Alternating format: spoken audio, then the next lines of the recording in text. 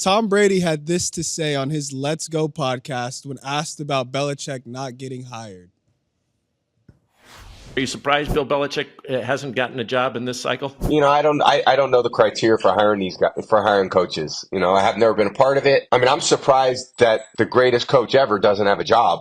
Absolutely. But, I'm surprised a lot of things in the NFL. When I was a free agent, there was a lot of teams that didn't want me. There's a lot of things that happen that, for one reason or another, don't go exactly the way you think they should go. What profile picture is that? I don't know. I'm not sure, but Joy. Okay, go ahead. Sorry. No worries. Joy, are you surprised, one, that Brady is referring to him as the greatest coach ever? And two, is Belichick not getting a head coaching job surprising to you? I'm not surprised that Tom Brady's referring to him as the greatest coach ever. He won 6 championships with him. He was in the building.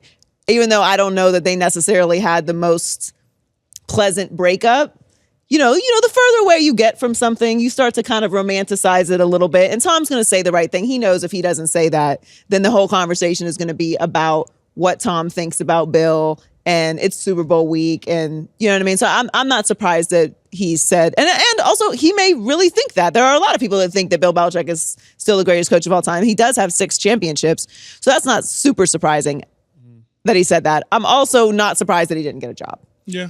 I think very highly of Bill Belichick.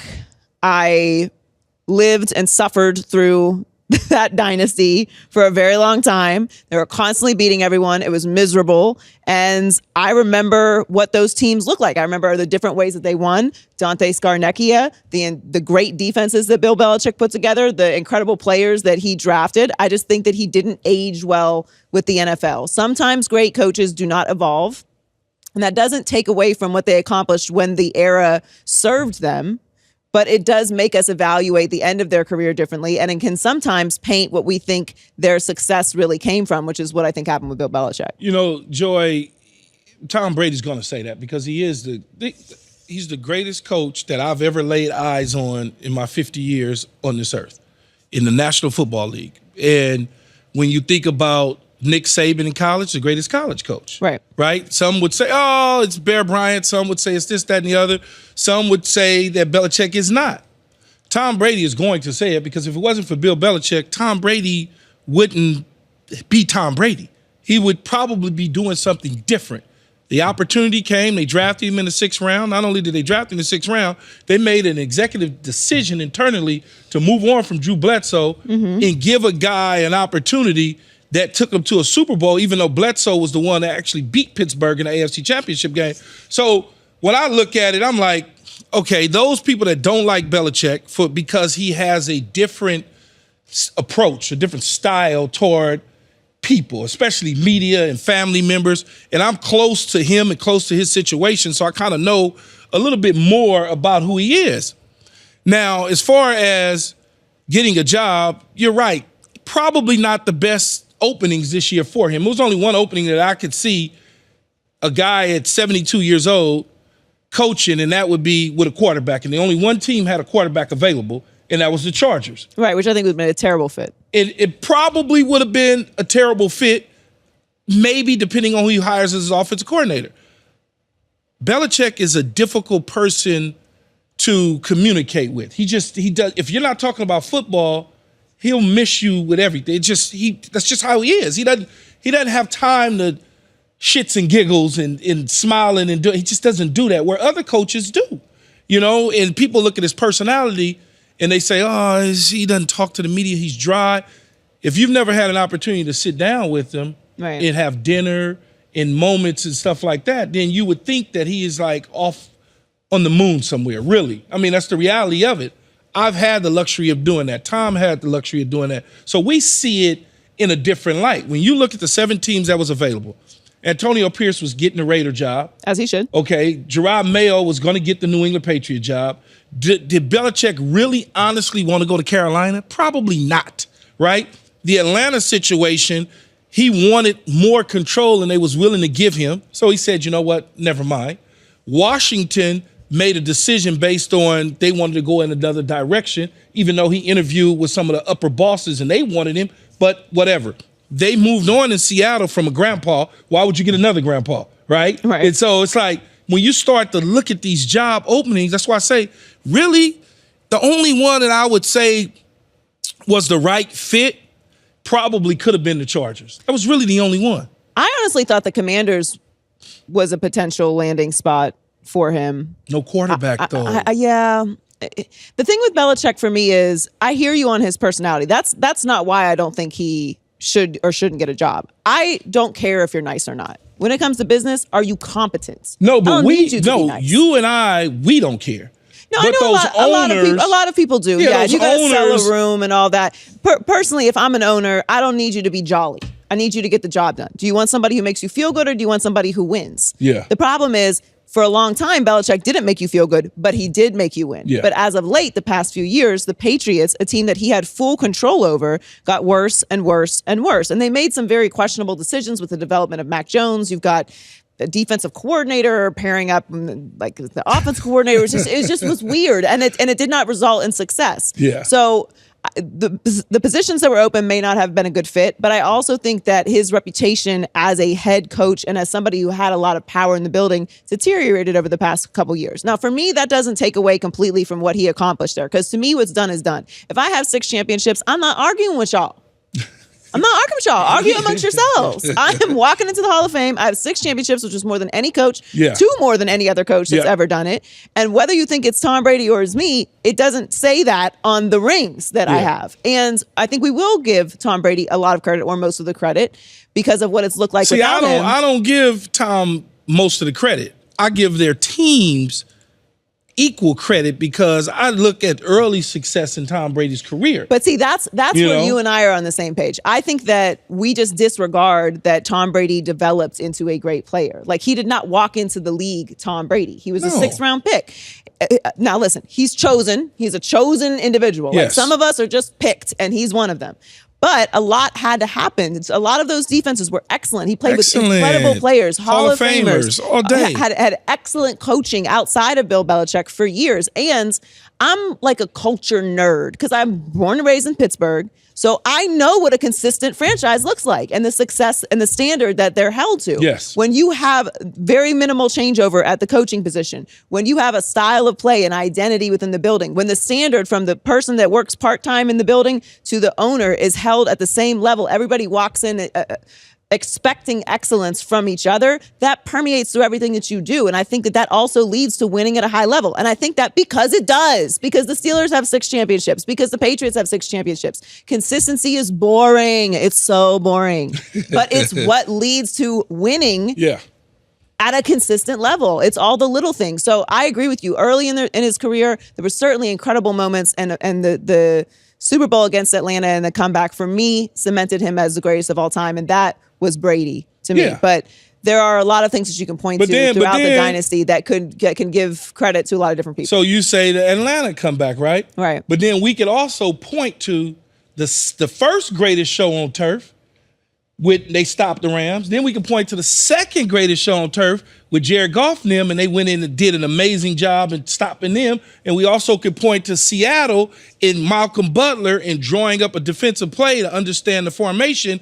That came from Belichick to be able to say, I've been telling you all week long, this is what they're getting ready to do. People are going to say you hating, Keyshawn. No, I don't care. Man, fuck them. I don't care about that. People are going to say you hating. I'm just saying. I don't disagree with you. I'm just saying I'm laying out it all. You're just saying what actually happens. Yes. You're just saying what actually happens. Yes, it's the facts. It is the facts. I don't disagree with you. I think Tom Brady is the greatest football player who has ever played the game of football at the professional level. I think he is the greatest.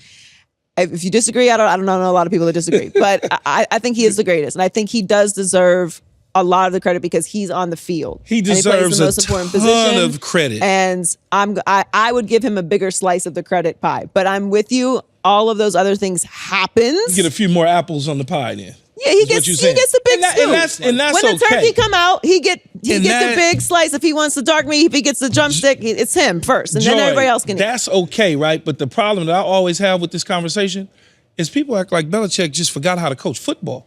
I don't think he forgot, but I do think that he did not adjust with the times. But I think he rested. I think he rested on with that too. Worked for him for 2 decades. No, see, which is understandable. No, I disagree with that. He was adjusting with the times with Cam Newton.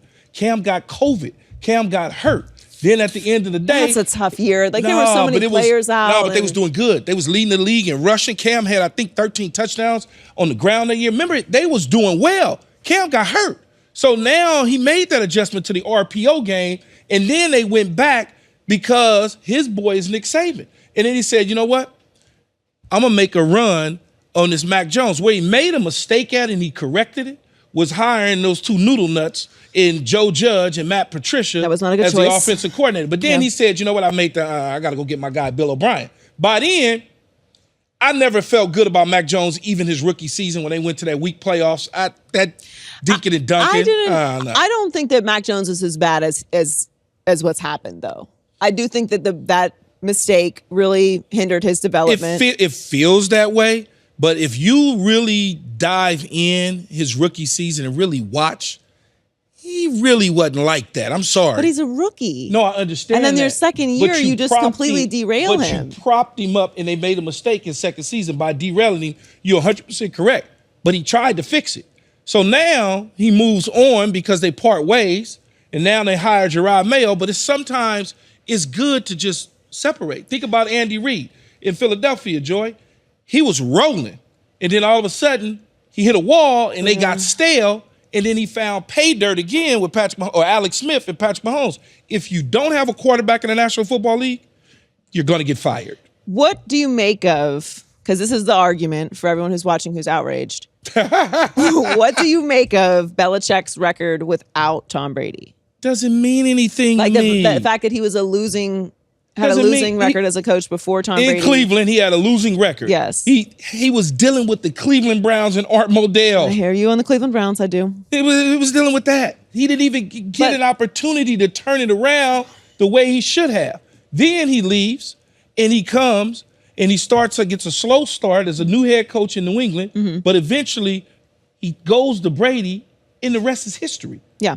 And then he showed you he can win with Matt Castle. He won enough games. They didn't make it to the playoffs because whatever, they won 11 games. And that year they just didn't. It was the way the mathematics worked out.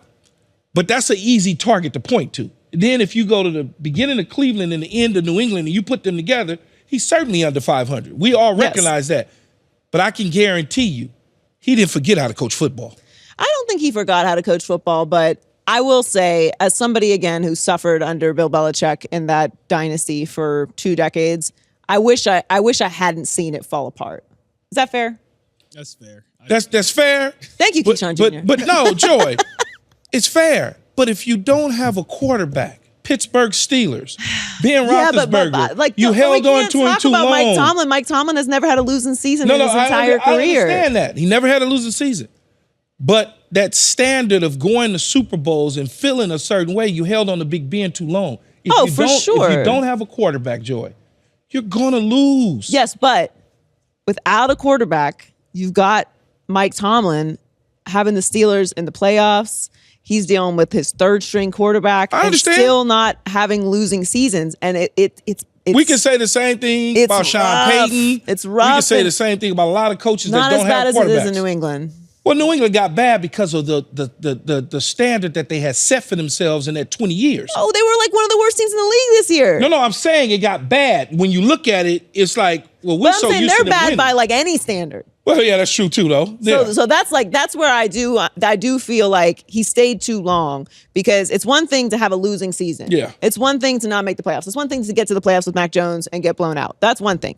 But to be in a league with a guy like Mike Tomlin, who's never had even a losing season on his third string quarterback, but still be able to put his players that he does have, that he's brought in a position to win, I feel like is a bit of an indictment of where Bill Belichick is at now. I don't think he forgot how to coach, but I do think you can stay in something too long. Absolutely. And the game has changed. Yeah. The game, it has shifted. And when you don't have the ultimate eraser of Tom Brady in the building, it can expose some things. So that's more of the reason why I'm disappointed in what's happened with Bill Belichick and the Patriots, because it does make this argument so difficult. Because I want to say Bill Belichick is the greatest of all time. That's it. He has his 6 Super Bowls. I watched him do it. I watched him beat my teams every single year. We never won. Never couldn't even win the division. It was awful. But then he stayed too long, and now I'm like, well, I got to hear you out. Because it looks bad. We absolutely hope you enjoyed this video. If you want more from us, Hit that subscribe button for all videos, full episodes, and exclusive content from the show. And don't forget to find All Facts, No Breaks on Apple, Spotify, or wherever you get your podcasts.